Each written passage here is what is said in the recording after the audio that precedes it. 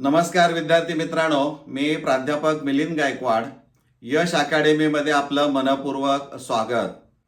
विद्यार्थी मित्रांनो, 10वीची बोर्ड परीक्षा शुक्रवारपासून सुरू होत आहे. विद्यार्थ्यांनी कोणतीही भीती न बाळगता स्वतःवर विश्वास ठेवत परीक्षेला सामोरे जा. केलेल्या अभ्यासाच्या आधारे बिनधास्त पेपर सोडवा. परीक्षेला जाताना विद्यार्थ्यांनी प्रवेशपत्र म्हणजे हॉल तिकीट, लिखाणासाठी किमान 2 एकाच रंगाच्या शाईचे पेन, पारदर्शक परीक्षा पॅड, पारदर्शक पाणी बॉटल, जर शुगरचा विद्यार्थी असल्यास औषधे सोबत ठेवावीत आणि गणित विषयासाठी आवश्यक असणारी विहित सामुग्री सोबत घेऊन जाणं गरजेचं आहे. विद्यार्थ्यांनी परीक्षा हॉलमध्ये जाताना मोबाईल, स्मार्टफोन, कॅल्क्युलेटर किंवा इतर तत्सम इलेक्ट्रॉनिक साहित्य परीक्षा हॉलमध्ये घेऊन जाऊ नये. 10वीच्या परीक्षेत संवेदनशील केंद्रावर कॅमेऱ्याची नजर राहणार आहे. काही परीक्षा केंद्र कॉपीसाठी गाजलेली आहेत याची कल्पना आपल्याला माहीत असणारी आहे. अशा केंद्रावर केवळ बोर्डाचीच नव्हे तर CCTVची नजर असणार आहे. त्याचबरोबर ड्रोनच्या साहाय्याने निरीक्षण केलं जाणार आहे. भरारी पथक व बैठ्या पथकांना बारीक लक्ष ठेवण्याचे बोर्डाने आदेश दिलेले आहेत. परीक्षा केंद्रावरील गैरप्रकारांना आळा घालण्यासाठी पोलीस प्रशासनही तैनात करण्यात आलेलं आहे. विद्यार्थ्यांनी परीक्षेपूर्वी परीक्षा केंद्रावर 1 तास आणि परीक्षा हॉलमध्ये किमान अर्धा तास म्हणजे सकाळ सत्रासाठी सकाळी 10:30 वाजता व दुपार सत्रासाठी दुपारी 2:30 वाजता उपस्थित राहणे आवश्यक आहे. कोणत्याही परिस्थितीत ही बाब खूप महत्त्वाची आहे.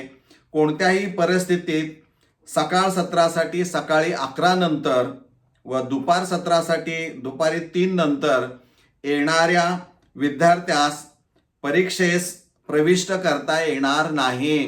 म्हणजे कोणत्याही प्रकारे या विद्यार्थ्यांना प्रवेश देण्यात येणार नाही.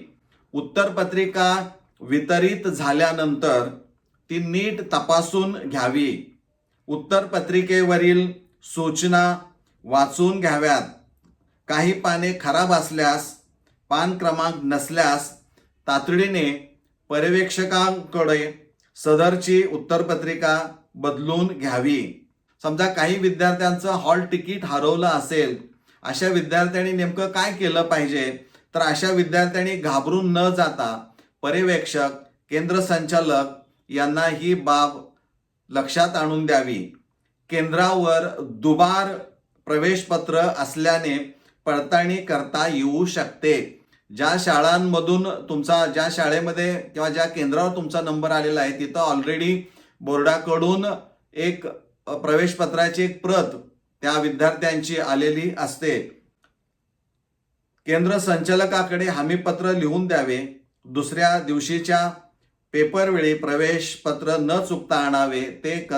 ते केंद्र संचालकांना दाखवावे.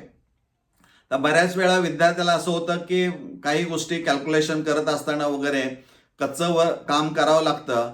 तर अशा वेळेस उत्तरपत्रिकेवर नेमकं कुठं केलं पाहिजे? तर उत्तरपत्रिकेतील कच्चं काम करत असताना कच्च्या कामासाठी सोबत कागद न नेता उत्तरपत्रिकेच्या शेवटच्या पानावर कच्चे काम अशी नोंद करावी, रफ वर्क म्हणून.